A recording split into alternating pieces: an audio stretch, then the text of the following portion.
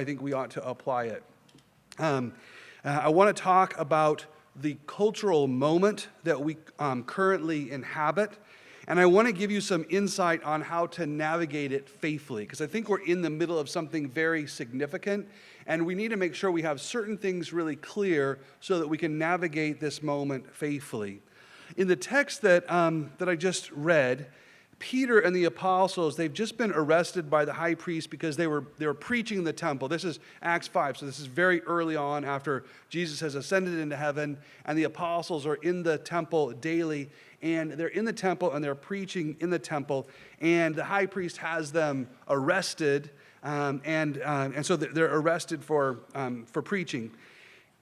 That night, we know an angel released them from prison in the middle of the night, and then rather than using this newfound freedom to get out of town and escape, instead they just turn around and they go straight back into the temple. So the next morning, the high priest shows up, and the men that he has arrested are there preaching in the temple courts once more. So once again, they're arrested and brought before the high priest, who tells them that they need to quit preaching about the resurrection of Jesus. You just need to shut your mouths and stop talking about that. And Peter has that great moment where he boldly defies the high priest, saying that he and the disciples are going to obey God rather than man, so we're just going to keep on preaching in the temple even harder. And then we get this insightful advice from Gamaliel, and this is the thing that I want to dwell on. Gamaliel says, if this moment that the Christian disciples were leading, if it was a movement from God, you don't want to be found standing against it. There are certain things where the Spirit of God is working, and it causes a synchronized movement of the people. And that kind of movement, that kind of leading of the Spirit is this profound thing, and you don't want to be found standing against it. Gamaliel was, he's an interesting character. We know from Acts 22 that he was the rabbi that Paul was discipled under. As a young Pharisee, Paul grew up under the teaching of Gamaliel. And Gamaliel shows up in other texts. The Mishnah, one of the Jewish texts, Gamaliel shows up throughout that. He's one of the most revered rabbis of the time. He's the grandson of Hillel the Great, and he was the head of the great Sanhedrin at the time. So he's a very significant character, and his advice is very wise. He sees something. And he describes several rebellions that at one moment seemed like a big deal. Theudas in verse 36 and Judas of Galilee. But he says both of those rebellions came to nothing. And Gamaliel's theory is that this was because those were not things from God. Movements that come from God cannot be opposed and cannot be overthrown. It's a significant moving of the Spirit. And Gamaliel here is teaching a principle that I want to flesh out a little bit more and apply to our present moment. Namely, that the work of the Spirit in the affairs of men is unstoppable and eternal, but that it is easy to get caught up in the moment and to confuse what God is doing with what men are doing. That it's easy in the moment to not be able to distinguish between those two things, but you want to be able to know what is it that the Spirit is doing. That's the simple principle that I want to pull from the text, and the rest of it is just going to be me talking about the moment that we're currently in. So I want to apply this insight to our present moment. First of all, I need to define a little bit what I mean by a moment. I've noticed over the years of being involved in leadership at Christ Church that we've had several seasons where or when we entered into a cultural moment, something where what was going on here at Christ Church was synced up in one way or another with something that was going on nationally or even internationally. You know how it is when a large flock of birds all starts to sort of synchronize their flying so that they all turn together. We call that a murmuration, when all the birds are synchronized and flying together like that. Sometimes I'm going to propose that the churches of America, or at least some of the churches of America, start to murmurate together. They all are just kind of moving in one direction or another, all synchronized together. And when that happens, sometimes we here in Moscow kind of get pulled into that ecclesiastical murmuration. And if you catch what I'm saying, you can see that I think we're definitely in one of those murmurations right now. There's something big going on, and we're kind of in the middle of all of it. Now, aside from our current moment, I can think of two other moments during my time at Christ Church when this has happened. I can see two times where something like this happened. The first one ran from basically right when I first started attending Christ Church, which was in the fall of 1996, up through Y2K and a little bit after, the year 2000 and a little bit after, 2001, 2002. During that period, there was something happening that we were kind of a part of. The classical education was starting to really take off all over America. Doug wrote Recovering Lost Tools of Learning, I think, in 91, and people started buying that book. And by 96 to 2000, this is when people were starting classical schools all across the U.S. I think Classical Conversations, the homeschooling version of this, starts at the same time. And this is also when the ACCS, the National ACCS Conference, starts. And people, now you have hundreds, if not 1,000 people gathering from all over the country once a year to talk about classical education. And because it started here at Logos, it meant we were kind of like a significant part of this movement. At the same time, this is when Canon Press had first published Doug's series on families, reforming marriage and books on child rearing and whatnot. And those all really resonated, and I think a lot of people got very interested in what was happening in Moscow because of that. So teaching on things like, and then there were things that attended teaching on the family, like things like courtship, covenant headship, paedobaptism. Those all were coming out of here at that time. And the family series published during this time, it becomes really popular. On a personal note, I remember when I first went to ask Doug about my wife Becca, I go and I ask him, and he says, hang on a second. He turns around on his computer and he opens a file and prints it, and it's her hand in marriage as a manuscript. Hadn't been printed yet, but that was like my first reading assignment when I went to talk to Doug. And all that to say is, like, we were kind of at the very center of this thing that was happening here, but was starting to spread across the U.S. At this time, like in the late 90s, reading Credenda Agenda was everyone's guilty pleasure. It was the thing that everybody was reading, but nobody was admitting. You would hide your credendas or whatever, but everybody was reading Credenda Agenda. We had a history conference here in Moscow that started to bring in really large crowds annually. This was the first time that ever happened, where like 1,000 people come to Moscow over a weekend for the history conference. It was a big deal. And each of these things that was happening here was also a part of something that was happening nationally. So the teaching on family, on courtship, all that was happening nationally. The explosion of classical Christian education was something that was happening nationally. And that national thing we started to kind of get pulled into more and more. It's during this time Doug gets asked to speak at R.C. Sproul's annual conference, which was like a really big deal for us that he was being asked to go speak at the Sproul conference.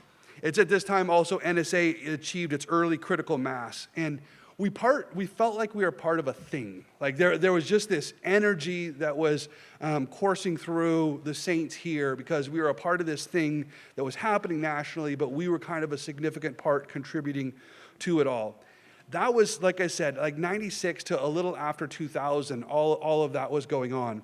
The second time when I feel like we were having a moment would be right after when we moved to Oxford from 2006 to 2009, and right when we came back in 2009, I became executive minister at Christ Church, and there was something going on nationally. And this one's easier to define because it got named, the Young Restless Reformed or the New Calvinism, this thing that was all over the U.S. Calvinism was suddenly this incredibly trendy thing to be into as Reformed churches became weirdly hip and relevant. It's not something most Reformed churches were accustomed to, but this Reformed theology becomes this very hip and relevant thing. Calvinism was suddenly this incredibly trendy thing to be into.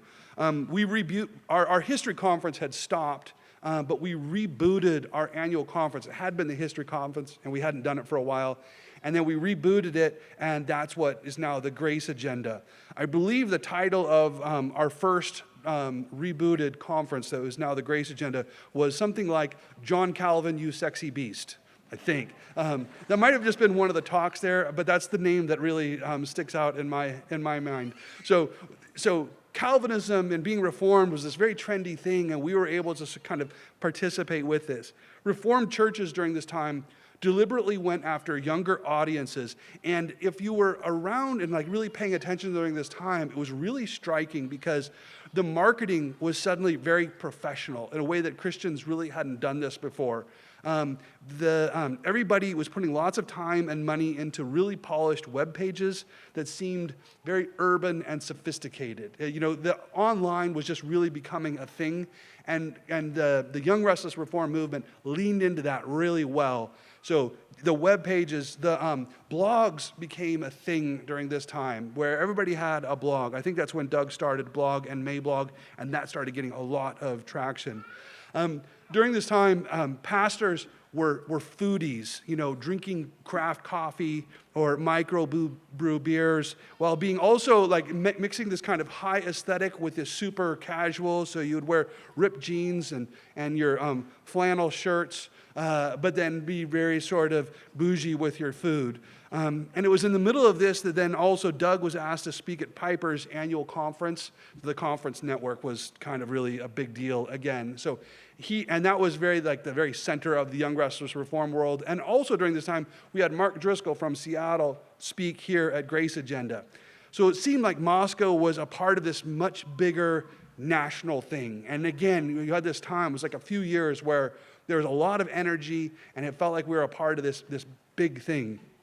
In both of these movements, though, or both these moments, I remember that what we were doing in Moscow had a tendency to swerve in and out of being a part of the moment. Like, we were never like properly citizens of the moment. We would sometimes be in and sometimes be out. We were never really at the center of either of these. We couldn't get Doug into craft jeans or craft coffee or ripped jeans. That didn't work. But what we were doing in Moscow often resonated with these movements, and it would pull us in for a moment or two, but then we would get in trouble and we would get kicked back out. So we're kind of in and out, but it still was like we kind of had one foot in, and we were a part of it in some way. So we kept doing our own thing, but that thing sometimes it murmurated. Sometimes it pulled us into this national thing, and then sometimes it got us kicked out as well. It's really interesting to look back on those two moments and analyze them in retrospect and to ask, what was so compelling about the moment? Like, what was it that was so intoxicating, made you so excited, made you feel like something was going on? When I do this, when I look back at it, I notice two distinct elements that I want to distinguish. On the one hand, both of those moments, and I'm just going to call them moment one, moment two, had particularly distinct focuses on biblical teaching. And it was this biblical teaching that was so well aimed at and defined to what was currently going on in the U.S., that it was just very relevant and needed biblical teaching. That just, it was something when you got it, you felt like, oh, I didn't realize how hungry I was for that. So for instance, in moment one, this is that first stage, like 96 to Y2K, there was a strong teaching on family. There was a really strong teaching on family, what it meant to be a husband and a wife, a father and a mother. This is why I think Doug publishing on family brought us into this moment. And during this time, you realize that to be a Christian meant to have a certain kind of home that was set apart and marked by the gospel. And that was this really profoundly helpful thing to realize as a family, our family should look different. Our home should be branded with the gospel, and there should be this aroma in the home because we are a Christian family. Also, this is the time when courtship became this thing. And this teaching on courtship was this realization that the secular system of dating had become a massive setup for everyone to fall into sin. Everybody, if you're a Christian at this time, if you're serious about your faith, you could feel that like this whole dating system that everybody's using, it's a setup, it's a problem, but we didn't have a clear way of like, how do we step out and do something distinct? That's where the teaching on courtship came in, and it allowed for this way of like, I'm going to pursue the establishing of my family in a distinct and principled way as a Christian. So we wanted a way to counter the pagan dating system with something distinctively Christian, a distinctively Christian way of coming together. education also became a real priority with pastors. And I think, honestly, for the first time, you had Christian education movements before, but this was a time when suddenly, like, pastors are preaching to their congregation on the necessity of a distinctively Christian education. And you really hadn't had that before. You'd had Christian schools starting, but now you started to have a real theological defense for and need for, we must have a distinctive Christian education. And that really accompanies the launching of all of these Christian schools. And this is a significant moment because much of the Christian education apparatus that we all live on top of right now was established during this time. This is when people decided to do the hard thing of starting these schools, and all of these classical schools, and the fact that we have NSA here, all of it's here because of the work that started during this time. So that's like this really timely Christian biblical teaching that was happening during this time. Moment two, this is that young, restless, reformed. One of the things we got during this time was this a real focus on the contemporary relevance of Reformed theology. The contemporary relevance of Reformed theology. And this was really profound because it opened evangelicals' eyes to the fact that we had a historic faith. And that was really, really, it was so profound and so strong, this realization that we have a historic faith. Our faith goes back further than Billy Graham. And if you were an evangelical at this time, you could be, you would not, it's not surprising, a lot of people actually did feel like basically there was Jesus, the resurrection, the ascension, and then Billy Graham. And it was just basically the dark ages between. But suddenly when we recovered this understanding of the Reformed faith, all of a sudden 2,000 years of church history belonged to us. And it was this profound inheritance that you suddenly realize that you are descended from, and then all that inheritance is yours. So and it was also a faith that addressed all of life. Previously, in the standard evangelical world, you kind of had this very narrow faith that just addressed the moment of conversion. And the rest of life was always just about looking back to that moment of conversion. When we unpacked the depth of the Reformed faith, all of a sudden you had this faith that addressed all of life. And it was profound, it was intoxicating, it was very, very powerful. Also during this time, the young, restless, reformed moment, there's a strong focus on recovering masculinity, which had really become sort of a little bit kicked out of the evangelical church. But the young, restless, reformed guys were really good at welcoming masculinity back into the church, making the church somewhere where masculinity could show up. Men were given a picture of a distinctively masculine form of Christianity. That's something that Driscoll in Seattle was particularly known for, but I think it really described most of the movement. There was also a real focus on reaching the world for Christ, but not with truncated gospel presentations, but with more of an all-of-life kind of approach. It was your whole life was this testimony. You could invite anybody in from any part of your life, and it should be a faithful witness of the gospel. So living an authentically Christian life was an act of witness, not just knocking on doors with the gospel tracts. So those are like and that was just like a really quick amateurish attempt to summarize those moments. But as I reflect back on those times, those were the things, the spiritual teaching that was really profound during those moments. But on the other hand, both of these moments had accompanying branding, okay? And I'm struggling to find words to describe this, but think of it as branding. There was branding that went along with these biblical principles. Think of these as more of the vibe that accompanied the moment. Okay, in moment one, this is that 96 to Y2K. When we look back on it now, it's often referred to as the purity culture. There was because there was this focus on sexual purity and how do we have a world that supports that, then there was a lot of branding around this idea of purity. You had a lot of sentimental ceremonies where dad and his daughters would have the promise ring or the purity ring or something like that.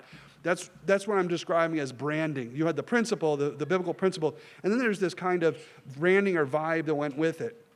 Courtship created quite a culture of its own as people got really into just the idea of courtship. People were having like conferences just on courtship, online courtship, online chat rooms, and people got really nerdy about courtship itself. They're just whizzed up, daydreaming constantly about courtship, and that became this thing that just preoccupied people in kind of weird ways. This is when Josh Harris and his book, I Kiss Dating Goodbye, becomes this really big deal. Everybody is into Josh Harris and this idea of courtship.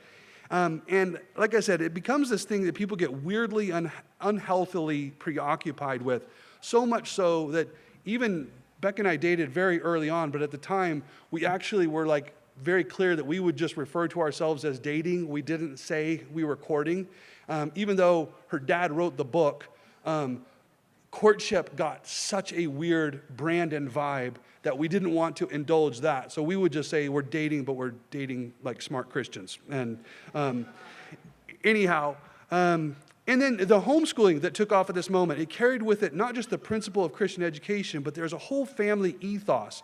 And you could feel it at the conferences when you would show up, because there was a whole fashion that went with this moment. It was like calico jumpers and spelling bees that all went together during this time. Moment 2, the Young Restless Reformed time, this had an even stronger brand to it. Like this had a really powerful brand to it because like I said, it was such a highly aesthetically driven movement. The branding was everything. Like everything had this very particular vibe and feel.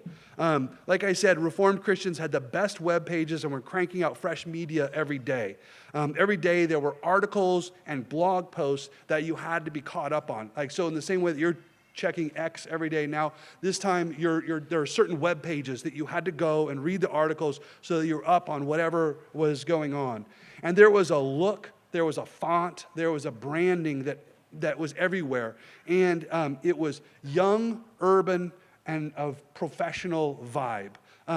The conference circuit during this time was also really distinctive. Conferences become this huge thing, and they were very professionally executed. I can remember being a part of this, and you would show up, and it would be very much lots of people with headsets backstage and coordination, and you had the green room, and it was this level of execution and professionalism that was way beyond anything that had been done before. There was a circuit of celebrity pastors coming to each of these conferences, and there was a whole contemporary worship music thing that went along with it. There were certain bands, and they did all of the worship, and that's what everybody needed to be listening to.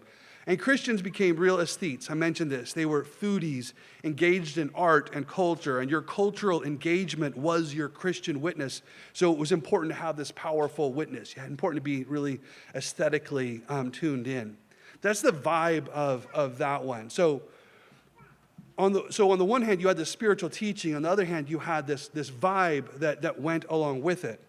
And I want to argue that we are now in a new moment, the third one that I've experienced while here in Moscow. And it's hard to identify a moment when you're on the inside of it. But I think that the combination of the COVID crisis and how we handled it here in Moscow along with the Trump presidency and all of its attendant winning, combined with things like Doug's blog, the Canon app, Grace Agenda, the size of the congregation here in Moscow and all these multiplying services, NSA taking off, all of these have created a moment that's very present in Moscow now. But it's also a very national moment. But one thing that I think is a little bit different about this current present moment compared with the previous ones is that this moment is one that we are very much at the dead center of, rather than on the occasional periphery. In the first two moments, we were on the edge, sometimes in, sometimes out. This one, we're at the very dead center of it. You see that everything that's going on in D.C. Right now, and I just came from D.C. this last week, and we're at the very center of this thing that is going on. And that is both a huge blessing because it's a massive promotion. We're being pushed into this place that is a massive promotion.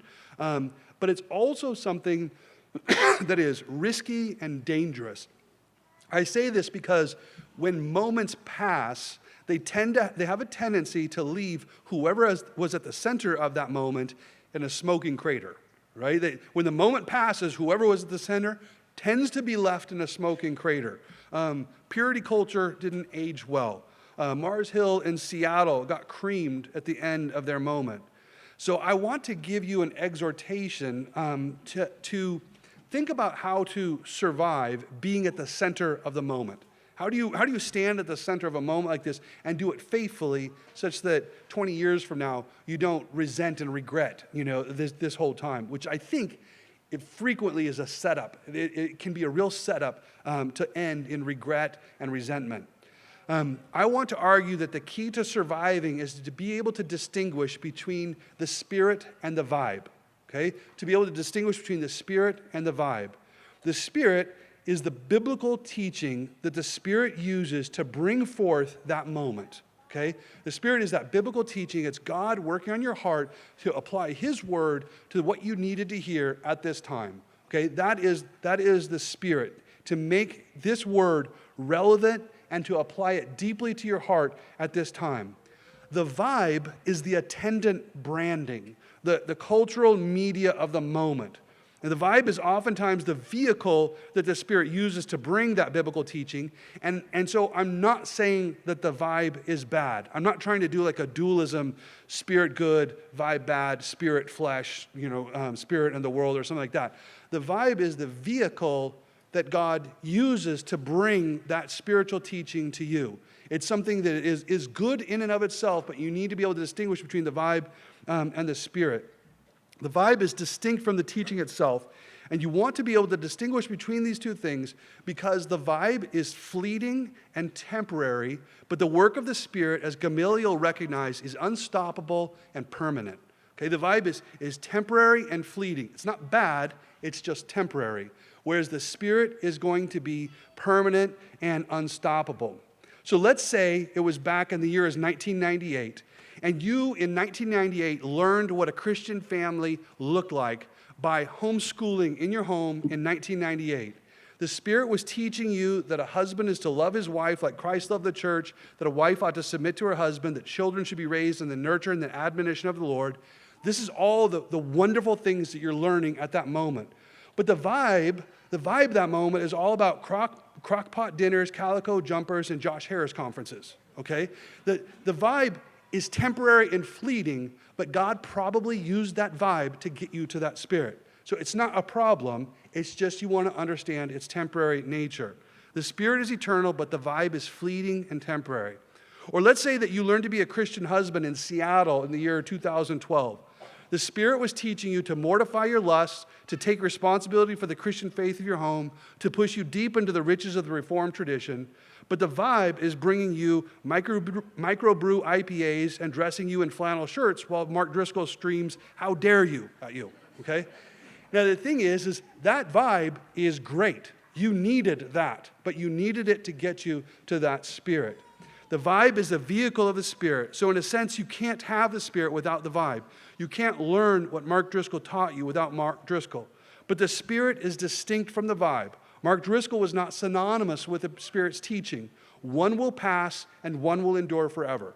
One's going to pass and one's going to endure forever. And that distinction is important because many people fail to make that distinction. And then what happens is when the vibe fades away, and as I said, make no mistake, the vibe will always fade away because it's a temporary vehicle. But when the vibe fades away, if they've conflated the vibe and the Spirit, then they think that the whole moment has failed. They think that it all failed. They are the people who end up having to deconstruct their Christianity when the moment has passed. They so identify the Spirit with the vibe of the moment that they can't leave the moment without leaving the Spirit. That phrase I just used, deconstructing their faith. That's something you should know about because it's a real thing right now. Deconstructing your faith is a process of critically examining your faith, and it's designed to make you question and eventually abandon the Christian faith. And the whole process is all about basically conflating Spirit and vibe than noticing the fading of the vibe and making that refute the Spirit, okay? And that's this really popular thing right now that your young adult children who are raised in these two cultural moments that I'm describing, your young adult children raised in those two cultural moments, they're being encouraged and led to deconstruct their faith by noticing the passing of the vibe. So you want to, it's a phrase that you should know about and know that they're trying to do this, because everyone is trying to get your adult kids to do this. And anyone who can't separate vibe from spirit will be a real sucker for it, because if you conflate the temporary things with the permanent things, then the permanent things will be vulnerable to these kinds of critiques. So this leads me to our present moment, because we're in a powerful moment at present. And as I said before, we are more at the center of this moment than we have been in any of our previous moments, which means that I think that the temptation to identify ourselves with the vibe of the present moment will be much more powerful for us than it has been in the past. Okay? Because we're the center, we're going to have a harder time than most in being able to distinguish between what is vibe and what is spirit. So what is our current moment? Let me describe it in terms of the spirit and the spirit and the vibe of the present moment. And there's so much more to say. This is just one quick attempt to sort of describe it. The spirit, we have been blessed with a courageous biblical witness that speaks out against the folly of our present moment and that has been willing to do so from outside of the Overton window.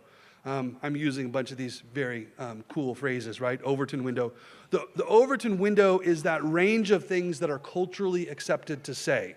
And when you're outside the Overton window, you are saying things that culturally speaking, you aren't supposed to say. They might be true, but it's culturally, that's not okay to say. If I say, sodomy is filthy, okay, that's outside the Overton window. It's 100% true, but it's not okay to say out like on CNN or something like that. Okay, so the Overton window defines what we are culturally allowed to say. We've been blessed with a witness that says, I don't care about your Overton window, I just care about what the Word of God says. And so we have been blessed with a pulpit that says stuff well outside the Overton window.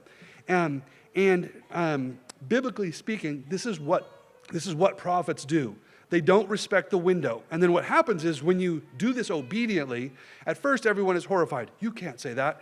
But then what happens is that window slowly moves to you. Okay? You can actually move that Overton window from outside by just saying true things. We've been at the center of this, and it's been a tremendous blessing to be a part of it. I mentioned I was just in D.C. this last week. One of the centerpieces of the conference we were at, and this was our people doing this, was we did a whole panel on why Obergefell must be overturned. It's something you're not allowed to say, and we went to D.C. and we did a whole thing on this is why Obergefell must go down. And everybody gets freaked out. But within a year, we're going to have that be an actual conversation that maybe Obergefell needs to go down. So we go and we say something that's outside the window, but we move the window by speaking faithfully. I think that we have a number of things that have come out of Moscow that were outside of that Overton window, and we've managed to actually really change the conversation nationally because of it. I think that teaching on men and women out of Moscow has been one of the strongest and clearest voices in our nation at a time when our nation has been completely ridiculous. You think of if you saw that, it was the CNN reporter who learned that women are the kind of people that other people come out of. And the look of horror on her face. We've been able to say plain, straight, clear things in a way that I think has a profound witness nationally.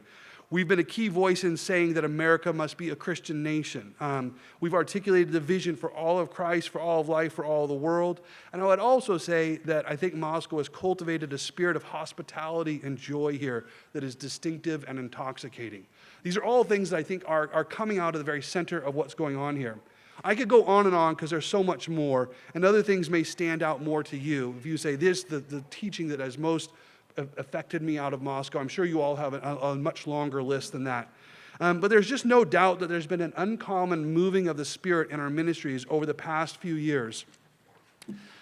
So if that is the moving of the Spirit, we have to then just be honest with ourselves and say we also have a vibe. There's a vibe that this teaching has been delivered through, that is carrying this teaching. We certainly have a vibe, don't we? And what is the vibe of the moment? Think of the vehicles that Moscow has used to make things happen. The Canon app, the NSA commercials, the Grace Agenda, the various podcasts, Doug's blog. They might be hot for the moment, okay? But there will come a time when each of these will fade. Each of these is going to fade. It's going to lose its traction at some point. One thing that is very powerful at the moment but will eventually fade is the power of social media.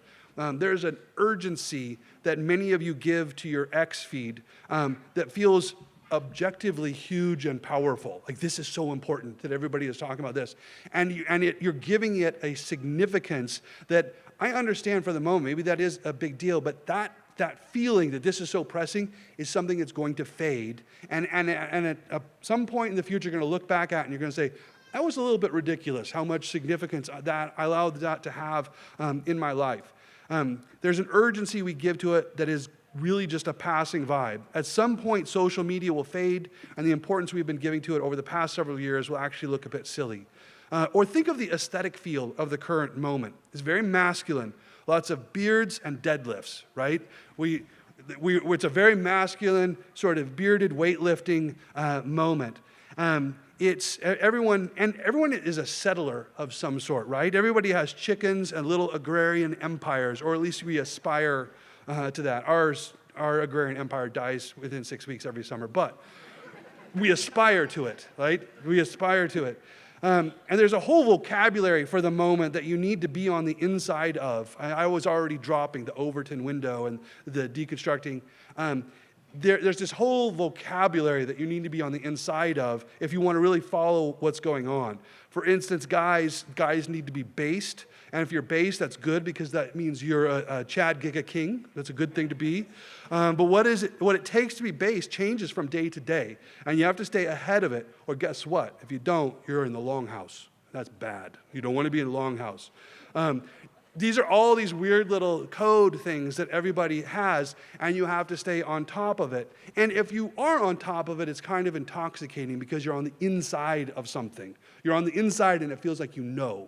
Like, I know, because I know these different phrases. It means I know what's going on. I know what time it is. You're in the know.